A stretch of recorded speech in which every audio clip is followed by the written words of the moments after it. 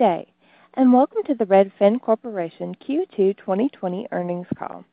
Today's conference is being recorded. At this time, I would like to turn the conference over to Elena Perron. Please go ahead, ma'am. Thank you, Casey. Good afternoon and welcome to Redfin's financial results conference call for the second quarter ended June 30th, 2020. Joining me on the call today are Glenn Kelman, our CEO, and Chris Nielsen, our CFO. You can find the press release on our website at investors.redfin.com. Before we start, note that some of our statements on today's call are forward-looking. We believe our assumptions and expectations related to these forward-looking statements are reasonable, but our actual results may turn out to be materially different. Please read and consider the risk factors in our SEC filings together with the content of today's call. Any forward-looking statements are based on our assumptions today, and we don't undertake to update these statements in light of new information or future events. During this call, the financial metrics will be presented on a GAAP basis and include stock-based compensation as well as depreciation and amortization expenses. In the event we discuss any non-GAAP measures today, we will post the most comparable GAAP measure and a reconciliation on our website. All comparisons made in the course of this call are against the same period in the prior year, unless otherwise stated. With that, let me turn the call over to Glenn. Thanks, Elena, and hi, everyone. Redfin's second quarter revenues and net loss were better than we projected in our last earnings call. Revenue was up 8% from the second quarter of 2019 to $214 million. Losses narrowed from $12.6 million in the second quarter last year to $6.6 million in the second quarter of 2020. Redfin Now, our business of buying and selling homes on our own account, grew revenues from $40 million in the second quarter of 2019 to $72 million in the second quarter of 2020.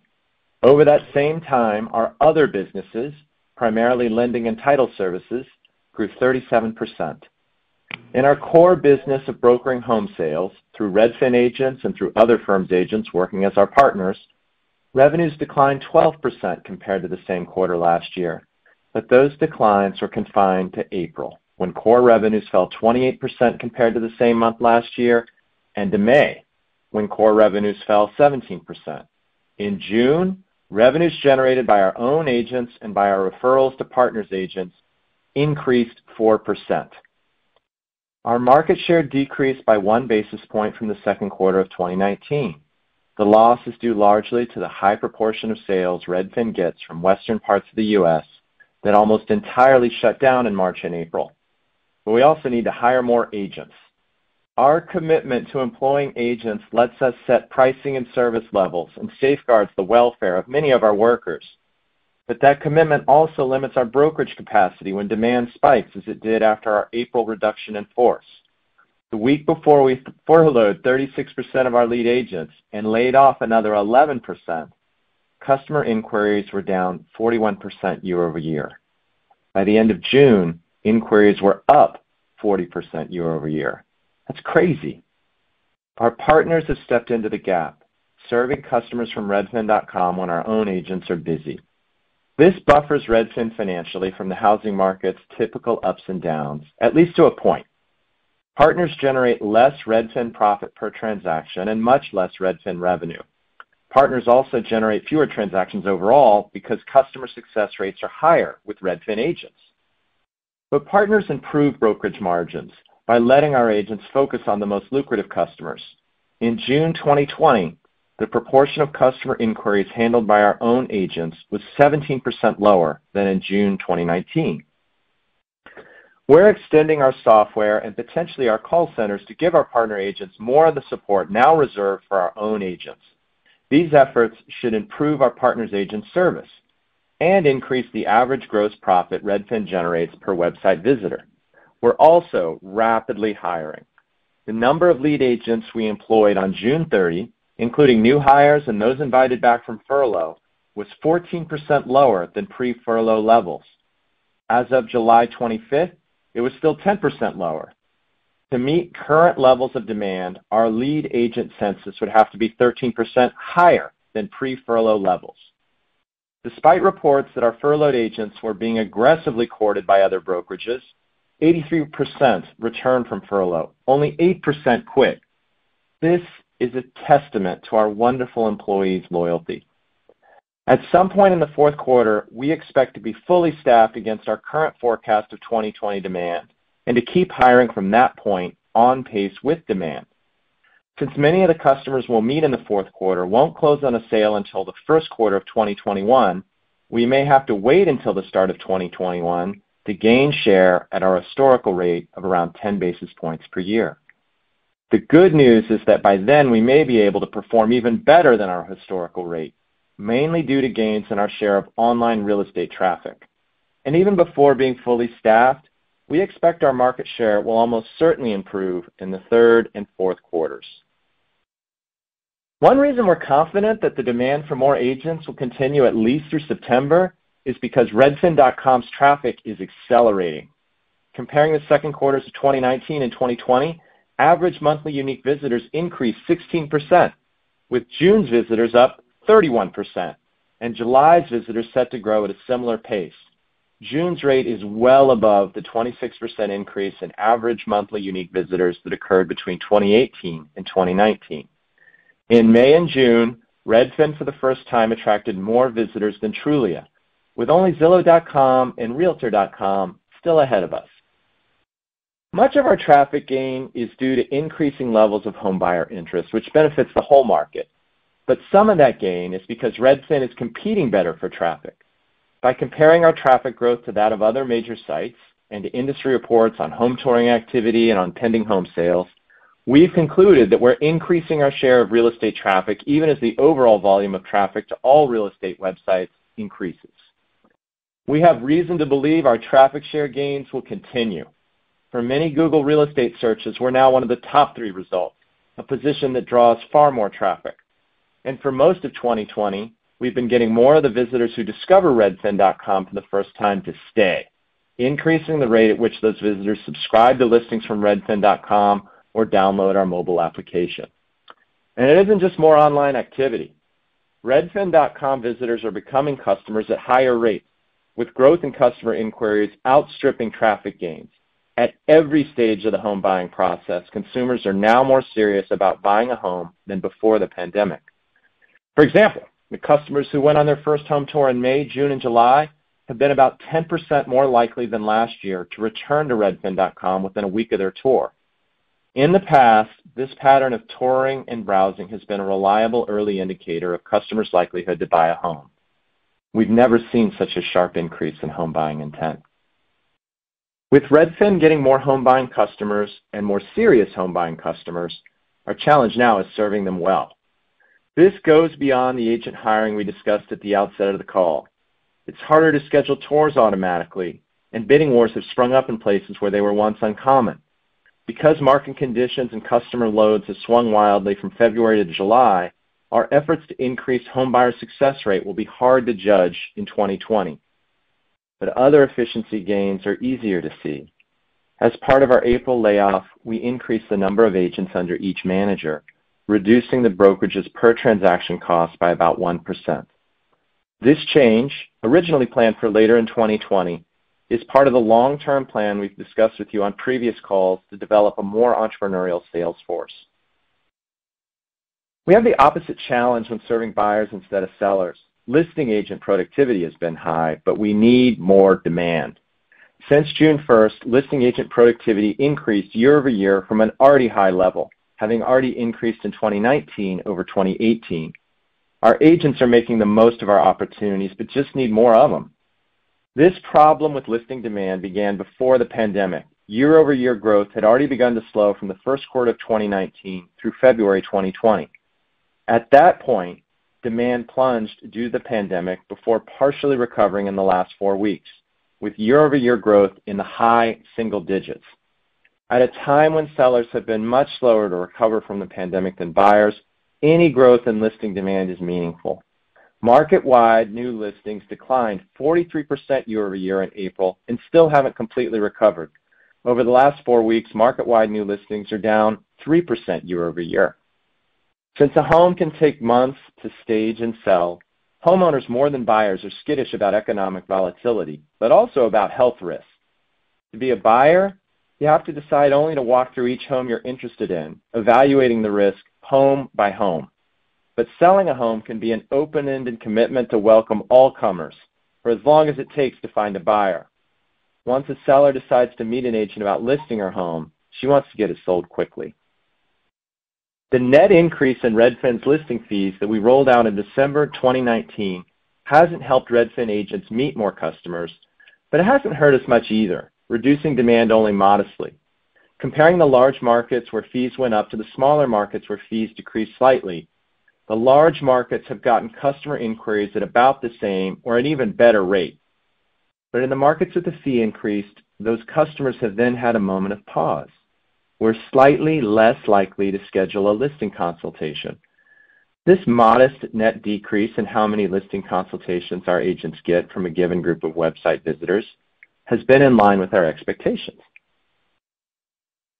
Since our fee increase didn't apply to listing customers who buy their next home via Redfin, we anticipate that the impact on listing transactions will be offset by an almost commensurate increase in home buying transactions from our listing customers.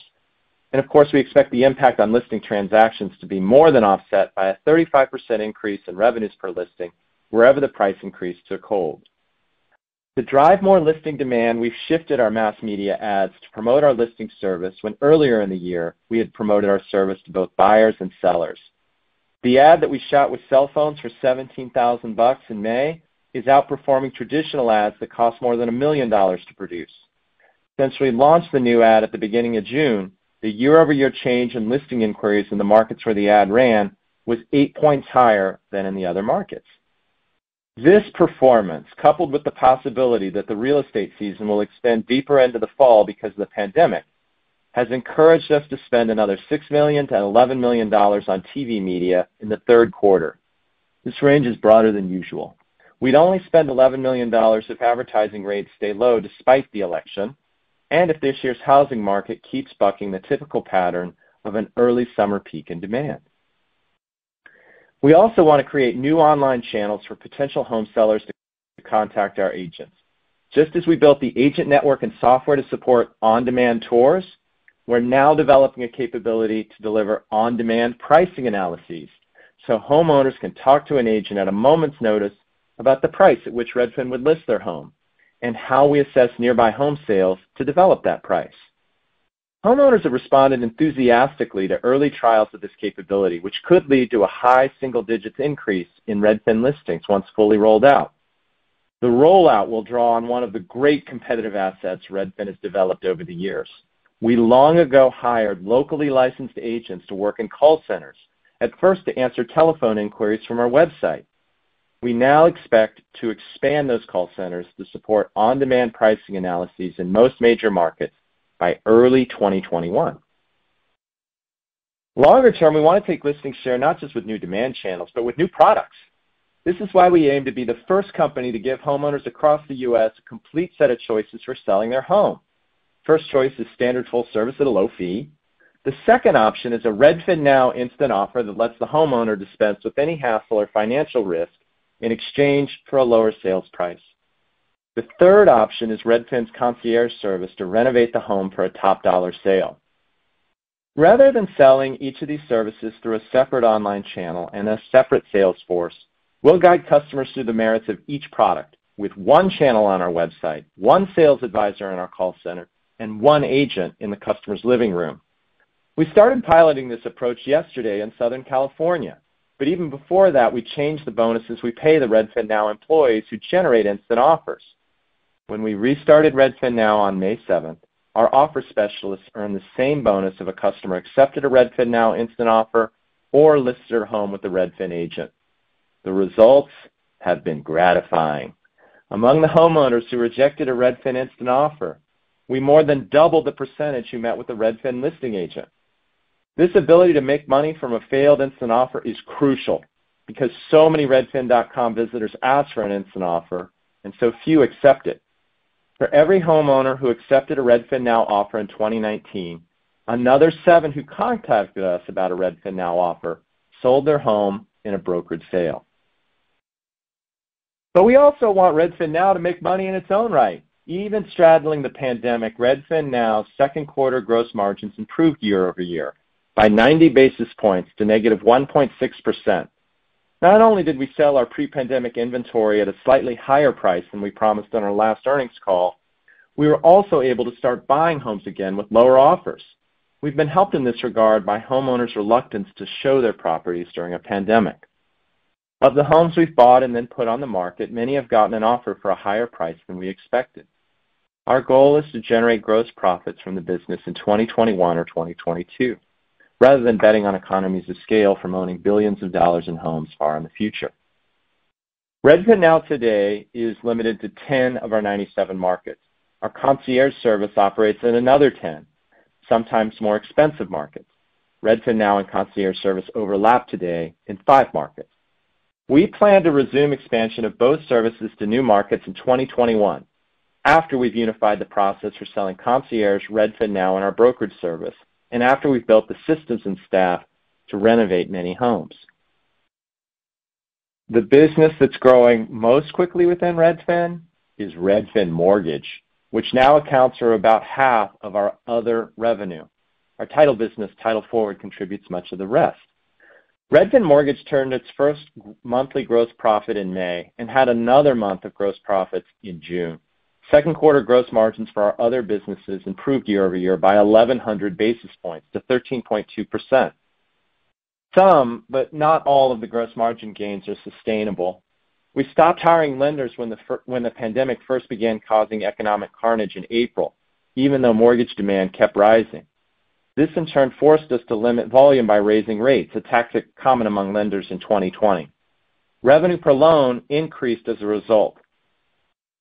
We're now investing aggressively in Redfin Mortgage, confident not only that we can loan money to our brokerage customers, but that Redfin Mortgage can recruit customers directly from redfin.com for purchase loans and refinancings.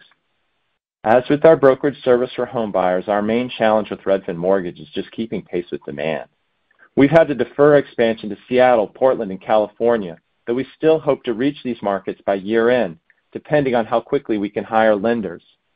This expansion would lift the percentage of brokerage customers we can reach from 59% to 94%. We now have the tools and processes to handle refinancings, but have served only a few customers because our lenders are busy. We expect to start processing a significant number of refinancings in the first quarter of 2020. Setting up mortgage for a two-pronged growth strategy. The question hanging over our aggressive hiring plans for mortgage, the brokerage, and even our title business is about the divergent fortunes of the housing market and the overall economy. Against a backdrop of double-digit unemployment, a second surge of coronavirus infections, and widespread protests, the strength of the housing market almost feels eerie. We're monitoring mortgages in forbearance, where the borrower has requested to delay mortgage payments for up to 12 months. There's a government moratorium on U.S. foreclosures, but 4.1 million loans, or nearly 8% of U.S. loans, are in forbearance. That's down from a peak of nearly 5 million loans in mid-May, but still high. 3.2% of mortgages were delinquent in January 2020. Because widespread forbearance will extend at least into the spring of 2021, we don't expect distressed sales to dampen home prices in 2020. But a big question for next year is whether Americans will get back to work before forbearance expires. This disparity between the white-collar home buyers and others worried about just keeping their home, coupled with the speed of the downturn and then of the recovery, has made it hard to call the 2021 housing market. Every week this summer, execs who led the company through an April layoff have updated our demand forecasts and approved more hiring, but never without also discussing the possibility that the bottom could fall out of the economy again. Just last week, we asked our economists to look at the markets where infections are soaring to see if demand there had faltered compared to other markets. But even the earliest demand indicators still show that buyers are mostly unfazed, though touring demand slowed slightly in Arizona before rebounding. The housing market may be volatile, but for now, it would be hard to overstate how strong it is. For the homes listed between June 22nd and July 19th, Asking prices increased by a whopping 14%, and still buyers were undeterred. 46% of new listings had an offer within 2 weeks, up from 34% for the same period in 2019. In June, only 13% of listings dropped their price, down from 16% in June 2019. Pending sales have increased 8%.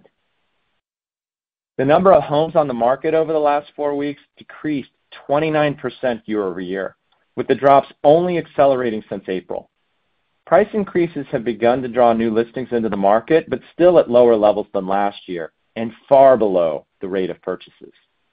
As a result, the number of homes for sale in the U.S. is at its lowest level since the National Association of Realtors and the government began tracking this data in 1999. In Maryland this month, one Redfin listing got more than 100 showing requests in 3 days. Low mortgage rates, a flight to affordability, more interest in the home generally, and more interest in vacation homes are all driving demand. We hear from our agents in outlying areas that more workers each month are getting permission from their employers to move far from the office. As a result, buyers are flooding into markets like Phoenix, Sacramento, Fresno, Bridgeport, Vegas, and Detroit. In markets like Tucson, our agents meet buyers willing to pay $600,000 for a home, in a market where the average is closer to $250,000. In markets like Palm Springs, we meet buyers willing to pay $1 million where the average is less than $500,000. Some customers who are planning to buy a vacation home decide halfway through the purchase to make it their only home. Rather than leaving the city for the summer, they never come back. Perhaps the most important trend for Redfin is an increase in homeownership rates. In early June, we predicted the first major increase in homeownership rates since 2004, noting that many of our buyers in affordable outlying areas were people who only a few months prior were planning on renting an apartment in an expensive big city for years to come. On Tuesday, the U.S. Census released a report showing that homeownership rates increased from 64% a year ago to 68% last quarter, potentially the largest such increase in its history. Before turning the call over to Chris, we want to update you on our efforts to build a diverse workforce. This will be a brief but important feature of our earnings calls because our diversity efforts advance a commercial goal of vital importance to every Redfin stockholder, to hire talent and reach customers that other businesses overlook. Over the past month, we've published a report showing an increase in the representation of people of color at Redfin from 30% in 2018 to 31% in 2020. Also this month, we set provisional 2021 diversity targets. We'll finalize those targets in December once we've settled on how many people we need to hire next year. We plan to base 25% of executive bonuses on those targets, focusing on 2021 since we canceled 2020 executive bonuses. What's even more important than recruiting is developing the people of color now at Redfin for senior roles here through better management training and mentorship programs. By year end, we also expect to add a new board member, which gives us an opportunity to add a diverse perspective on Redfin at the company's highest level. It has been a wild year. We responded quickly to the downturn. Now we're scrambling to capture demand, blowing out our financial projections from just a few months ago. We're running naked through the jungle with the Bowie knife clenched between our teeth, which is the way Redfin was born to be. Now, before I sign off, Chris and I wanted to thank the scrupulous and insightful Elena Perrone, who's moving from investor relations to run financial planning and analysis for Redfin. Elena joined us just before our IPO and taught me how to host an earnings call. Her absolute mastery of our business and her professionalism and calm saved all of you from my dingbat impulses to turn these calls into a fiasco. Take it away, Chris. Thanks, Glenn. The impact of COVID-19 on our second quarter results was less than we had anticipated, specifically in June when we meaningfully exceeded our expectations. Second quarter revenue was $214 million, up 8% from a year ago. Real estate services revenue, which includes our brokerage and partner businesses, declined 12% year over year. Brokerage revenue, or revenue from home sales closed by our own agents, was down 12% on an 11% decrease in brokerage transactions. Revenue from our partners was down 13% on a 20% decrease in partner transactions. The property segment, which consists of homes sold through our Redfin Now program, generated $72 million in revenue, up 81% from 1 year ago.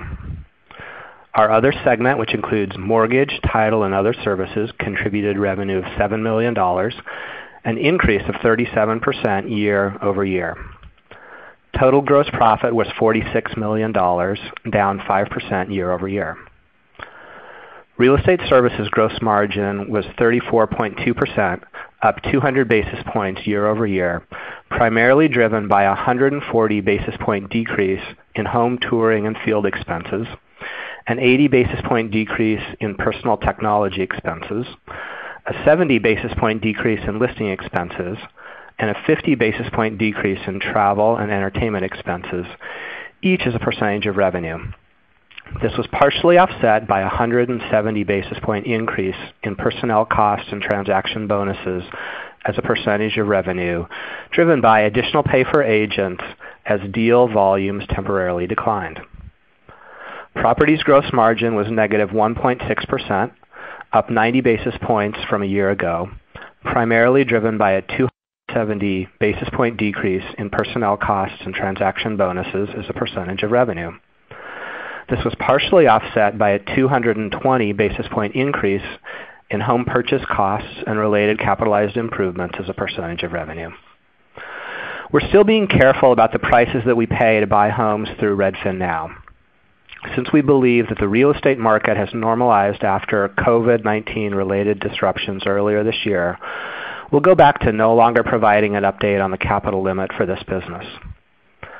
Other segment had a gross margin of 13.2%, an increase of 1,100 basis points from a year ago, primarily driven by a 690 basis point decrease in outside services costs as a percentage of revenue.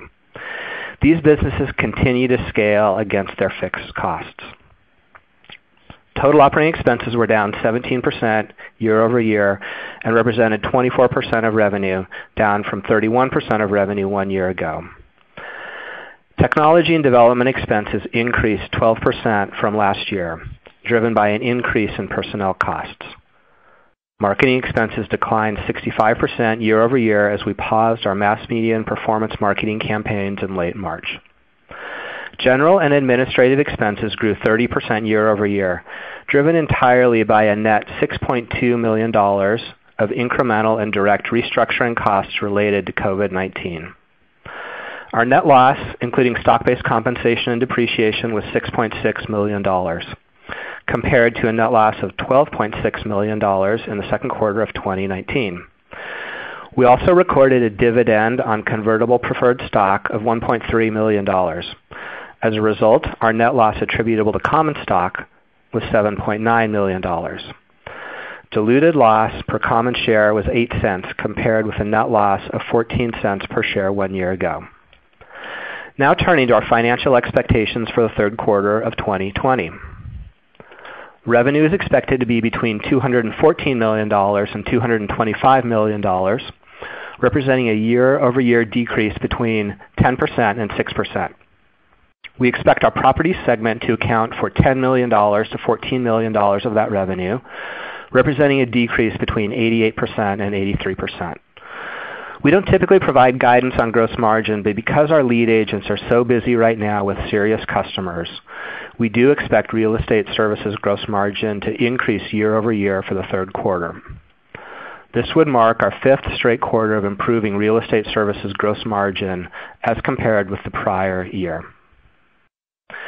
Net income is expected to be between $18 million and $23 million, compared with the $6.8 million net income in the third quarter of 2019. This guidance assumes that we spend at the high end of the advertising range that Glenn mentioned. Our guidance also includes approximately $8.8 million of stock-based compensation and $3.8 million of depreciation and amortization. We also expect to pay a quarterly dividend of 30,640 shares of common stock to our preferred stockholder. Accordingly, the value of those shares will impact our net income attributable to common stock. This guidance assumes, among other things, that no additional business acquisitions, investments, restructurings, or legal settlements are concluded, and that there are no further revisions to stock-based compensation estimates. And now we'll take your questions. At this time, we will open the floor for questions. If you would like to ask a question, please press star 1 on your telephone keypad now. In order to accommodate everyone's questions, please limit yourself to one question at a time. After you ask your question, you may press star 1 again to return to the questioning queue. If you have found that your question has already been answered, you may press star 2 at any time. Again, that's star 1 to ask a question. We will take our first question from Jason Helfstein of Oppenheimer.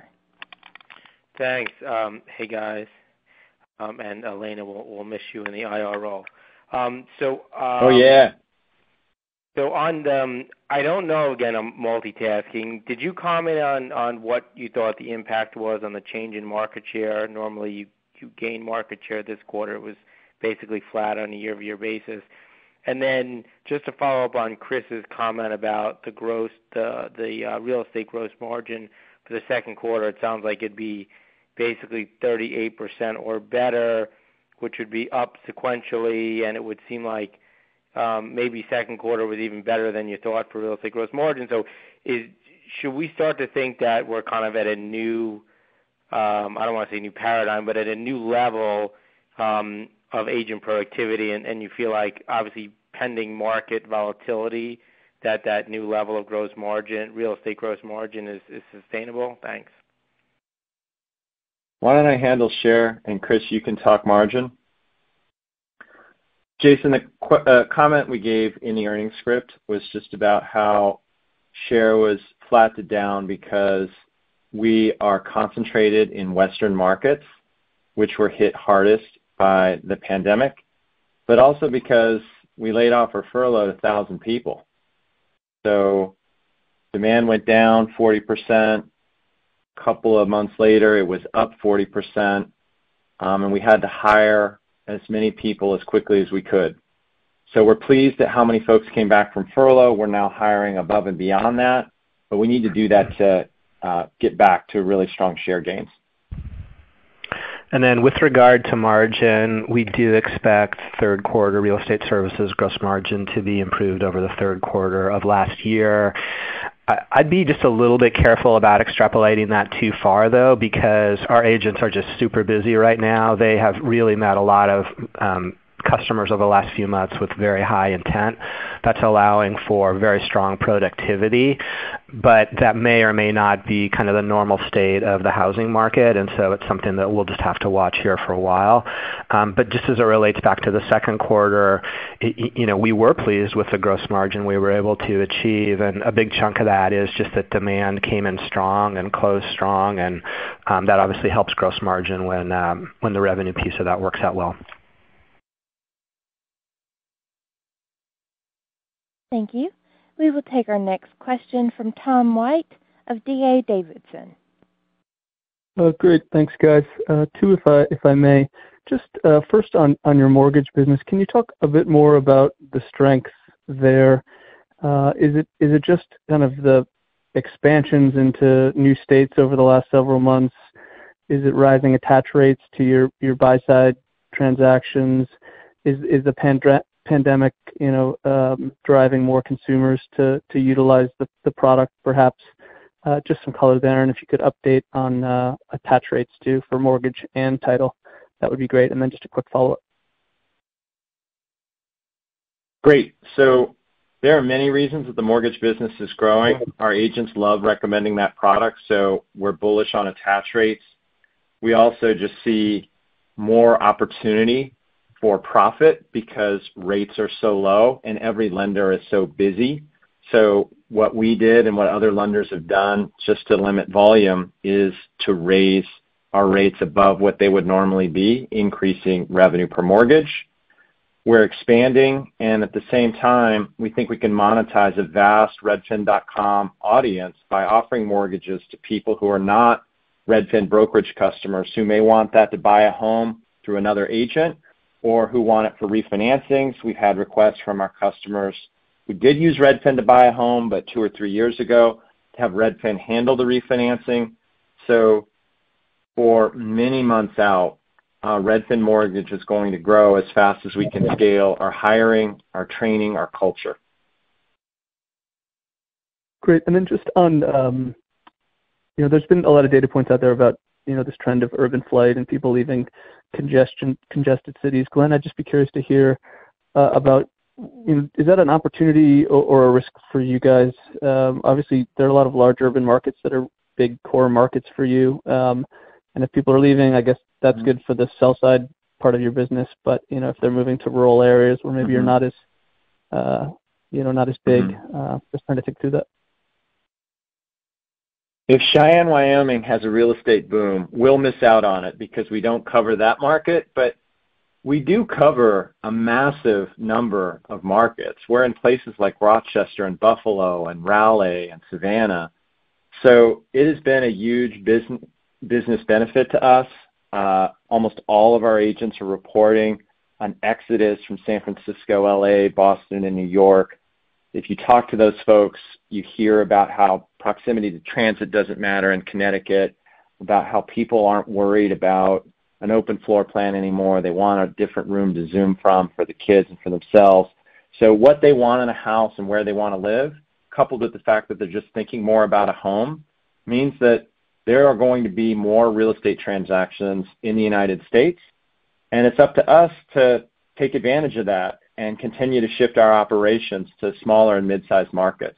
We think we have an opportunity to take more search share in the small and mid-sized markets because our engineers are located in places like Seattle and San Francisco. We've unconsciously biased the site towards those cities. Searches work much better there than they do in these smaller places. And so as we redefine neighborhood boundaries and recognize listing attributes that may not have been as relevant in some of the big cities, I think we'll take more search share. We're definitely going to hire faster in those smaller markets. We're really bullish on growth. So it would be hard to say that this is anything but a boon to Redfin.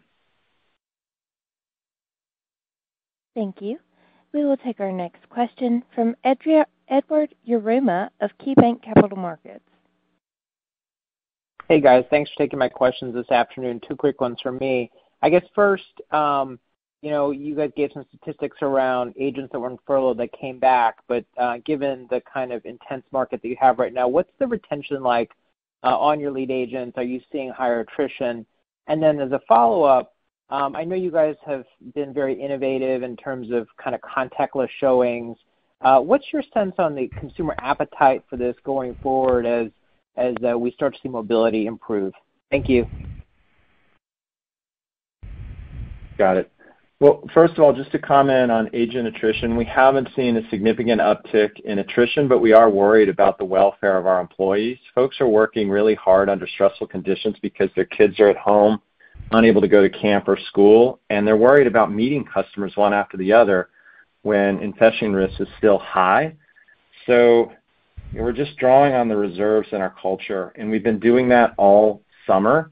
The employee love for Redfin has been tested, and so far we've passed that test. But we're really going to have to be mindful of it. When earlier there was a question about gross margins and the opportunity to get more leverage over gross margins, Chris responded cautiously because we could maximize agent output over the next 6 weeks and have everybody quit when we're done with the quarter. And instead, we want to play a long game and be the best employer in real estate. So the fact that we're not taking share quite as fast as we could, the fact that we're not working our agents absolutely to the bone is because we are trying to be balanced with financial objectives and long-term agent welfare, long-term customer satisfaction. As for contactless showings, we're really enthusiastic about self-service access to properties. If you talk to a listing customer, what they're most worried about is the open house and all the private showings. But when you get a vacant listing, you can sell it all day. So the challenge for us is getting an iPhone-enabled lock on the doors of those houses and letting people into the properties. We experimented first with Redfin Now just because we wanted to be the guinea pig, and what we discovered is that it's not just looky-loos or people trying to have a party in the house. folks who walk through the property on a contactless, iPhone-enabled tour end up making offers, and now we can make that pitch to people who own the house besides Redfin and say, it is worth it. You should put that lock on your door. You're going to get more offers as a result. And we think it is an awesome part of the future, whether there's a pandemic or not. Thank you. We will take our next question from Ural Yarunin from Wedbush Securities. Hey guys, good afternoon. Thanks for taking the questions. So maybe just there's obviously a lot going on, and trying to understand the demand and how it's accelerated since the beginning of the pandemic, and tying that into your guidance review. Is there any way to think about what part of that is pent up demand that you would have seen in late March and April, and how much of it is being driven by lower rates and the kind of new environment of work from home, et cetera, or do you not think about it that way? And then I'll ask one on Redfin Now and properties, and you mentioned, or at least what it sounded like to me, kind of slowing down the expansion of Redfin Now for now until you unify the sales process. So maybe any additional color on how to think about the expansion of Redfin Now, what it's going to look like for the rest of the year. Are you going to be a lot more active in the markets you're in, or just kind of take it easy and slow until we get into 2021? Thanks. Sure. So on pent-up demand, I think it's still hard for us to tell how much of what we're seeing right now is a carryover from the second quarter. It's something we've been trying to pay a lot of attention to. I think we're now getting more comfortable that there's a lot of muscle underneath this, because we've now been seeing it for a while. It was not just an initial kind of rebound, but it's now been several months where we've seen really strong demand. And when you put that together with the kind of traffic growth that Glenn talked about, we do find that to be very encouraging in the long run for growth. And on Redfin Now, we remain committed to it as one part of a larger solution. We think everybody who's going to sell a house, at least a house under $600,000 or $700,000, is going to want to compare an instant offer to a brokered sale. They're also going to want to look at brokers who can fix up the house as part of a concierge service. So the only delay for us is just being able to renovate a large number of houses so that we can limit the time we hold the properties. We're scaling up our home services division to be able to do that, but also just unifying the sales force in exactly the way that you said. We started Redfin Now with the idea that we needed a separate sales force just because it was a different product and we wanted to learn quickly before trying to train 1,000 people to sell it. But now we've gotten to the point where we'll still have offer specialists figure out how much to bid on a house, but we're going to present that through a listing agent who's able to offer this balanced, complete view of all of a customer's options. We think it's in the best interest of the customer to see all of those options from one person who has their best interests at heart, but we also think it's going to lower our delivery costs so that we can have the most efficient channel for making instant offers of all the iBuyers. Thank you. We will take our next question from Naved Khan of SunTrust. Hi, thank you for taking the question. This is Robert Zeller on for Naved, and congratulations, Elena. In terms of for hiring more agents, I guess, how do you reach your goal? What could delay the plans? And then also, what could be like the perfect world or utopian scenario that would allow you to beat your timeline or hire more agents quicker than you expected? And then I have one follow-up. Thanks. Great. Well, the way we think about it is how many recruiters do we have and how many agents does each recruiter bring on every week?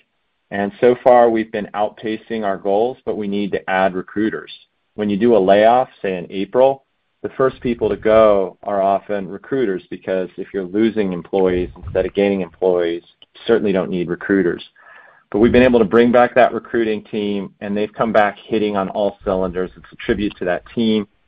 The challenge is that if real estate is hot for Redfin, it's hot for other brokers, and during those times, it can be hard to lure someone to Redfin because they've got one or two deals pending with their traditional brokerage, and they're waiting for those to close.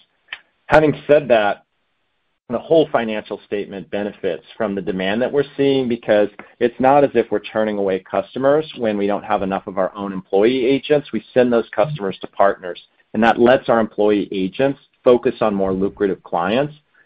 So in general, we've been excited about the fact that we have more demand than we can handle. That is nearly an ideal situation.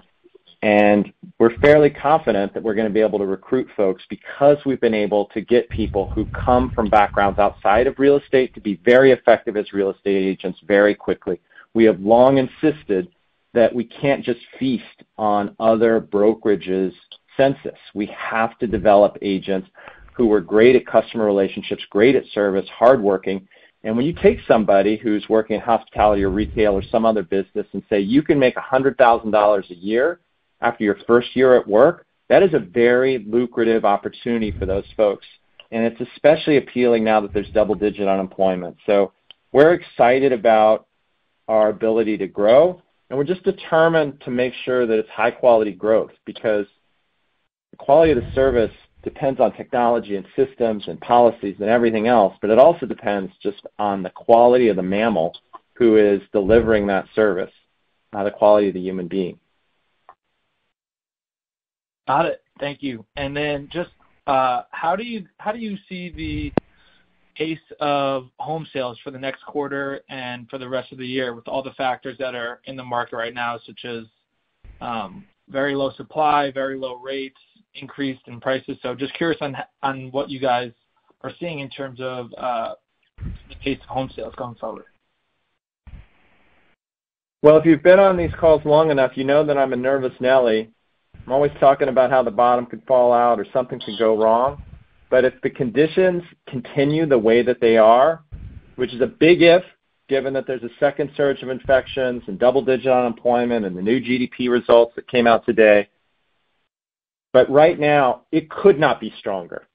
Every single indicator at Redfin is bright green on traffic, customer contacts, seriousness of customer, all through the pipe. The issue is going to be inventory and bidding wars, but we have a much greater supply. It used to be that everybody was bidding on 150 homes for sale in San Francisco, and now they're spread out across the country. So I do think that bidding wars will be an issue, but not as gating as it was, say, 2 or 3 years ago when we had another big inventory crunch. Thank you. As a reminder, please limit yourself to one question. If you would like to re-enter the queue, you may press star 1 again after your question. If your question has already been answered, you may press star 2. Next, we will take our question from Heath Terry of Goldman Sachs.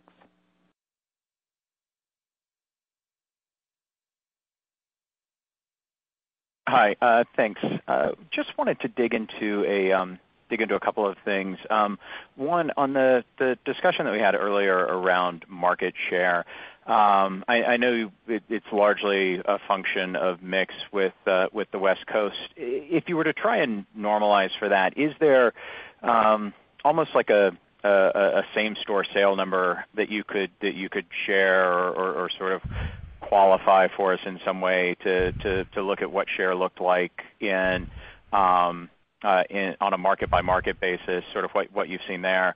And then if on a kind of second question, as you look at the agent efficiency that you're seeing, is there a way to separate out sort of the impact to agent efficiency from the technology efforts that you're making, and especially the new technologies that you're providing to both agents as well as buyers and sellers versus sort of what you're seeing in the macro environment? Thanks. Sure. So I'll try not to answer both questions. We made a claim in the earnings script that much of the share loss, it was a 1 basis point share loss, but that was largely attributable to the fact that there was a mix shift. And the reason we were able to make that claim is we do have market-by-market data. We do not disclose that data. We've never done it before. We shouldn't do it now. It is not as reliable as the number that we release. But that's what comforted the claim that we think it's largely a mix issue. As far as agent efficiency, the gain has been so sharp and not entirely correlated to a particular technology release that most of it is because demand went up, customer loads increased as a result, and customer intent has been higher. So you meet people, they are deadly serious about buying a house. We have made some investments in screening out people who are not serious about buying a house, and I think that is material long-term to our success. But there's been a secular change in the home buyer. You know, people who used to walk through houses just because they were cool, they don't want to mask up to do that. It's just like walking into a store. You don't do that anymore unless you've got your hand on your credit card and you know what you want to buy because you're in and out with your mask on and off again. So I think people are pretty serious about buying a house, the ones who are engaged in the market, and plenty of people are engaged.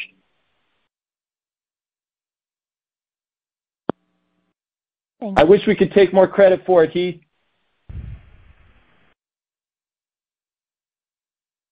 We will take our next question from Soham Bosley of Susquehanna Financial Group. Hey, good afternoon, guys. I just want to follow up on the mix shift, I guess.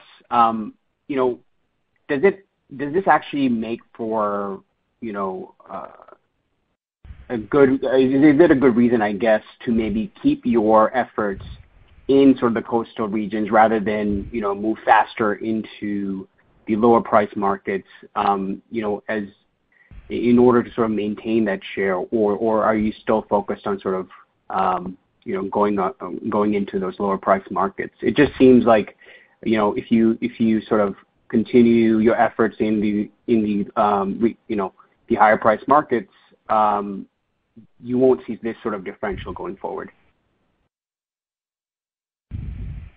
We're omnivorous. We're going to try to take share in the big markets, and in the small markets, we're hiring everywhere. It's like those bears you see in Yellowstone Park. They eat the garbage, the blueberries, they eat everything. Okay, I guess just a quick.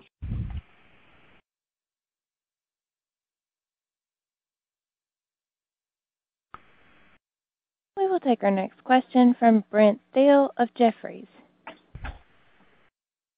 Thanks. This is John Colantoni on for Brent Thiel. I have a bigger picture question. As the brokerage industry has had to contend with social distancing and other constraints to the traditional home touring process, are you seeing any signs that competitors have recently stepped up their investments in digital tools for agents? And other than your site and your site traffic, maybe you can talk about how Redfin maintains its technology edge. Thanks. So we have seen competitors start to embrace three-dimensional scans of listings, which make it easier to see a house without actually getting out of your car and walking into the property, but nowhere near the universal or near universal level that Redfin has. So we do see individual agents trying to cobble together a special camera for taking those scans, or trying to offer a FaceTime video to their customers, just telling each customer that I'll do that for you. But our platform lets us offer that to every single person who's looking at a listing online.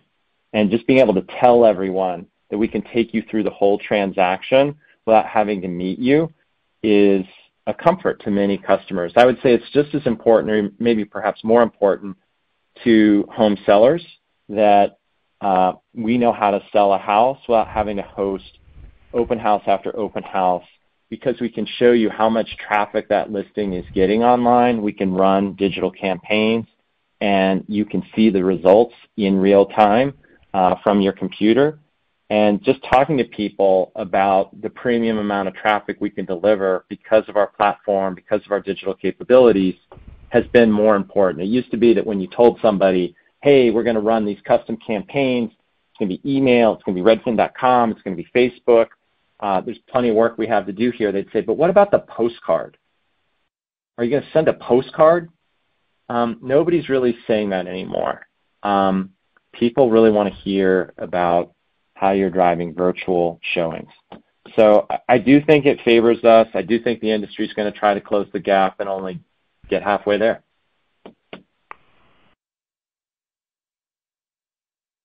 Thank you. We will take our next question from Brad Erickson of Needham & Company. Thanks. I just had two follow-ups. First, can you just talk about your agent hiring philosophy relative to demand? I guess, is the goal to have your agents sort of really, really busy like they are right now, where you're kind of hedging on the sustainability of demand, or is the goal ultimately to reduce the demand funnel size for your agents as you hire more over time? That's the first one. And then the second one, just on the traffic acceleration you called out in June and July, particularly on SEO. What do you think is driving that? Was there an algo change that benefited you, or did something change in terms of your content? Maybe just talk about what you think is behind that. Thanks. Sure. So we like to send some demand to our partner agents. There are going to be ups and downs ahead. They may not be as massive as the one that we saw in April, but we try to buffer ourselves against seasonal and macroeconomic swings in demand by having 30, 40% of demand go to partners. It also improves our margins so that our agents can focus on the most lucrative customers. But having said that, we also want to make sure that it's a good life for our agents, that they have a sustainable workload. And what's been different about this summer is that they get into the red zone for a month or two every summer by design. They know that. They plan their lives around it. They want the income. And this summer, it just hasn't come back down. It's month after month after month. So we are intervening to bring it back down, to make sure that our customers are well taken care of, but also to make sure that our employees last. So I think our philosophy is to manage load in part based on our sense of employee welfare and customer satisfaction, but increasingly to do it algorithmically based on agent close rates.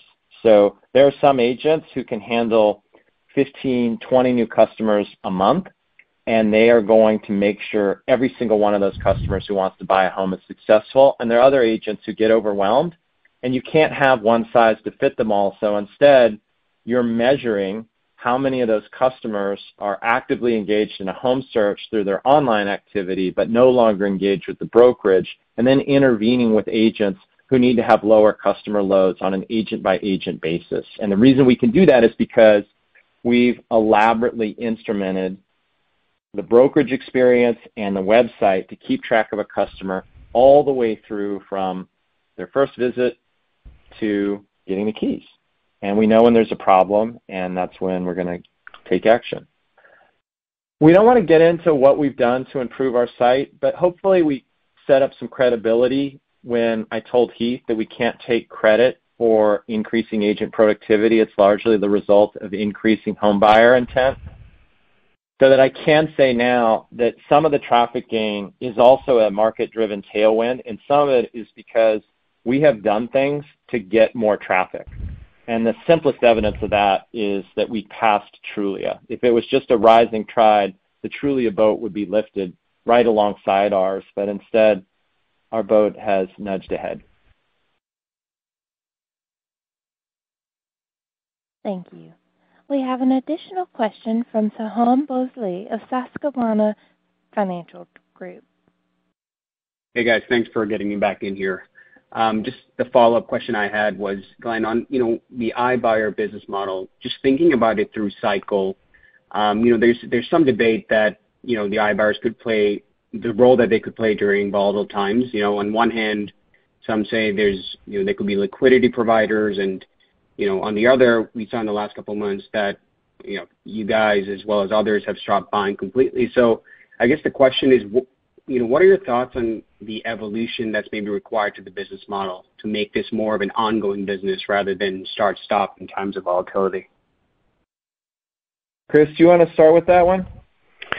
Yeah, I do think that we will continue indefinitely to adjust our pricing when we see market volatility. We want to respond to uncertain times, and the way we do that is by adjusting our pricing. And so when we're not sure what we can sell an asset for, if we think it might be less than today, we're just going to be way more careful on pricing the home. So, you should expect that we'll continue to kind of turn the knob on that, given what we see from a market condition standpoint. I completely agree. Imagine if you were an investor and you had to buy stock every single day on the market. No one says if you decide not to buy a stock one day that you're no longer an investor. They just say you're a prudent investor, and that's what we want to be with Redfin now. There's a time to reap and a time to sow, and in a bad market, we may stop purchasing again. It won't probably be for very long, but we need to get a sense of what the clearing price for a house is going to be. Makes sense. Thanks, guys. Thank you. We will take our next question from Nat Schindler of Bank of America Merrill Lynch.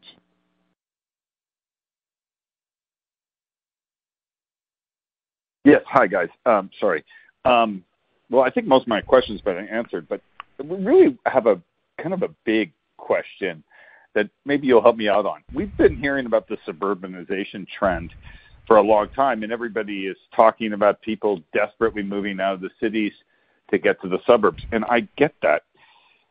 There's just a thing I've been confused about is that there's a second side to that equation. Where are the people that are in the suburbs going?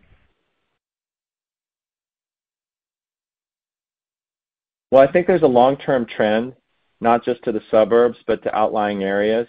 So Boise, Buffalo, Rochester, Raleigh, Savannah, Tucson.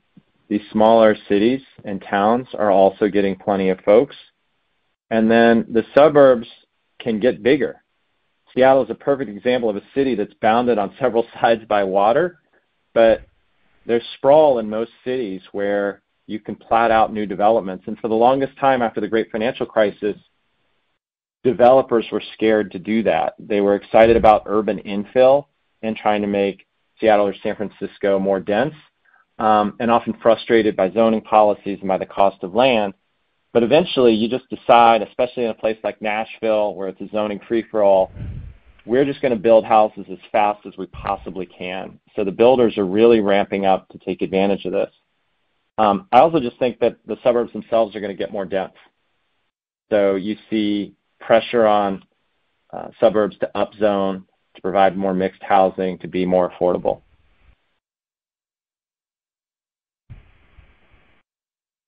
Thank you. We will take our next question from Ryan McKivy of Zelman & Associates. Hi, thank you, and congratulations. Really a great quarter, very nice guidance here. Of course, a lot has been asked already, but one big picture one from me. So if I look at how this year played out, so you look at the first quarter, you had very strong revenue growth, and I'm talking excluding the Redfin now, so just real estate services, and significant margin expansion. If I look back just the last few years, let's say since 2017, you've had a revenue CAGR or something like 25%, but the counter was real estate gross margins trended lower over that time. And even with the impact of COVID now, the guidance you gave for 3Q, I think that implies real estate services revenue up something like 20%. You said gross margins will be higher. So it seems the revenue side of the equation, I guess the question is there any reason to think that something around a 25% revenue CAGR going forward can't be continued? And then part two, it seems like the gross margin's really the kicker here, where you've seen effectively a step function higher. So the question is just, how do you keep the growth going, combine that with margin? Obviously, that's the best of both worlds, but and I know you're not going to give specific guidance, but just curious how you think about that on a go-forward basis, combining the revenue side with the margin trajectory going forward. Thank you. Sure. So on the revenue front, we haven't given that kind of guidance on expected revenue growth rates, and in part it is because there are ups and downs in the housing market, and so we always just want to be careful about our focus around gaining share in the long run and not around specific CAGRs, because again, those can bounce up or down based on housing market conditions. We do believe, for all the reasons we've talked about on the call, that there's plenty of opportunity to gain share going forward, and so that really is our focus here. And on the gross margin front, I would just add maybe one more lens, and that's that over the last couple of quarters, and here I'm talking about Q2 and our guidance for Q3, it is a little hard to disaggregate all of the pieces that are influencing gross margin up. But even before that, we did have 2 or 3 quarters where it was up on a year-over-year basis. And so we have been making sets of changes, small changes in the business as it relates to how agents meet customers, the tools they use, that we think are having a positive impact on gross margin. And we are focused on continuing to drive that up over time. And I do think that the clouds will clear here a little bit as we get into a more stable housing economy. And as that happens, it'll be a little bit easier for us to comment on the actual trajectory on gross margin, excluding some of these kind of weird recent factors. And just to add to what Chris said, and it's really your line, Chris, but his thesis has always been that Redfin.com is significantly under-monetized, that we've been promoting one brokerage service to all of our visitors when we've invested so much in different products, when we have a partner network. So I wouldn't just look at our revenue growth as a function of real estate services. I'd be encouraged by the fact that these other businesses, they were kind of turkeys for a little while where we're just investing money without getting much return, are starting to pay off. Thank you. We will Turkeys financially. We will take our last question from Spencer Tan of RBC Capital Markets. Hey, everyone. Just wanting to touch on kind of the gross margin trends in the homes business. I know that you pointed to kind of home acquisition costs as well as some personnel costs. Just trying to maybe bifurcate some of the gross margin decretion and maybe just try to get a better understanding of kind of what you've learned in this tough environment and whether that gross margin was a result more of kind of the COVID scenario or more of kind of just overall macro environment, such as, kind of lower inventory rates and so forth. Sure. So we commented on 2 pieces on the property's gross margin. One was related to a decrease in personnel costs, and really that's the result of a scaling of that business. There's a certain amount of fixed cost capacity to operate the business, and we did have a lot of volume in the second quarter, and that allowed us to see a decrease as a percentage of revenue on those personnel costs. And then the year-over-year offset to that was that we did make less on kind of the difference between what we bought the home for and what we sold it for. And that really was a function of us being careful that we owned a lot of homes in April and wanted to make sure that we could sell those homes quickly. And so we did price the homes accordingly to move them along, just given the uncertainty that we had around the housing economy at that point in time. And so that was really, I think a bit of a unusual negative on the quarter was that we were so aggressive in trying to sell through those homes, just given that uncertainty. So I'm not sure that it's a little hard to extrapolate all that to more normalized conditions, just given the unusual behavior in the second quarter. Certainly. Understood. Thank you. Thank you. This concludes the question and answer session of today. We can now transfer the call right back to Elena Perron. Thank you, Casey, and thanks everyone for joining us today and for your interest in Redfin. We appreciate it. Thank you, ladies and gentlemen. This concludes today's call. You may now disconnect.